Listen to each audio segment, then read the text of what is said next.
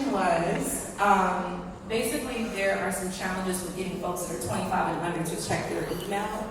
And so sending a text message is pretty much the only way to get them engaged to go ahead and check the email. So the question was, like, is that the most effective way, or am I also seeing that as a trend?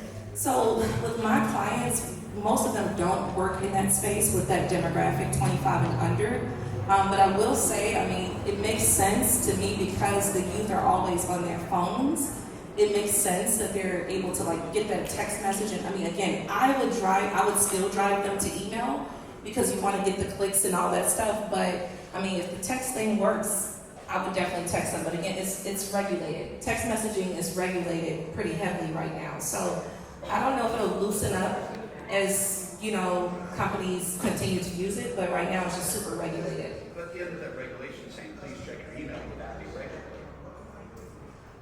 Well, it just depends. Like if you're getting complaints, because that's the issue with text message marketing. The reason why the government stepped in is because unfortunately, there were some marketers that just abused it, and they were sending text messages every hour, like bugging people, and that annoyed people, and they complained.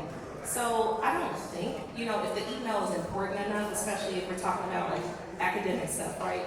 I would imagine that the person wouldn't complain, but of course you definitely want to make sure you get consent. So whether it's text message, email, you always want to make sure that you get consent to send your contacts any information. Pump me up.